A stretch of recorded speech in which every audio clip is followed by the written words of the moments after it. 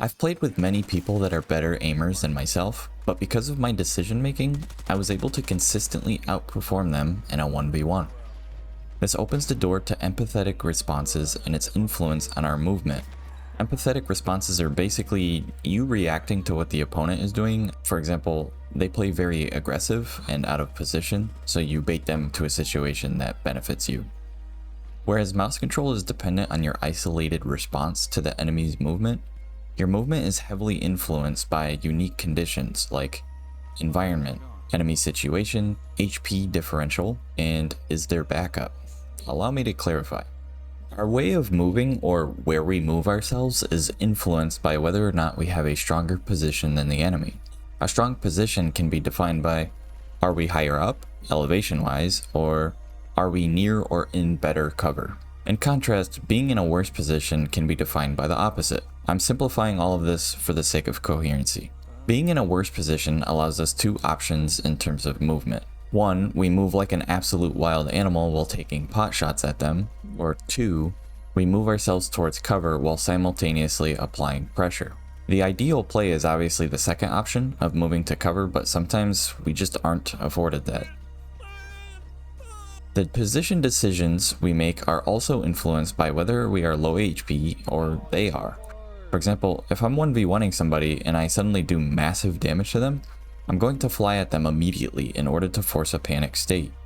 And flying at them, you exponentially increase this pressure, pushing them to change their positioning while in a vulnerable HP state. As illustration, I have a really simple arena drawn here. We have player 1 and player 2. Normally how this would take place, especially if you're beginner 1v1, is you would just shoot at each other until one or the other dies. But what you'll notice is over time, you both start taking advantage of the environment that's around you. For example, if I hit him to low HP, I push around the side so he's exposed to me. I would be right here in the top view. As you do this, more and more strange things start to happen.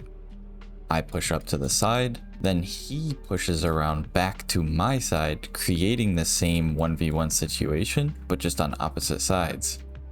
When these things start to happen, you realize all the different tiny ways that you can take advantage of the arena. Another example situation would be if I just push him on the side, he could just jump right down under this right here and have only his head showing, and then now he's in the advantage while my whole body is showing. These are things that seem really simple, like just stupidly simple ideas, but they're ideas that don't come to mind because of the pressure that you're placed under initially when you're in a 1v1.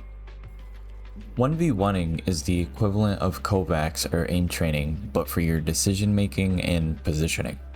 By repeatedly putting yourself in an intense 1v1 situation, you quickly desensitize yourself to stressful situations, creating an overall calmer and more confident playstyle. In a way, what is an FPS other than repeated 1v1s while taking into account your positioning and utility?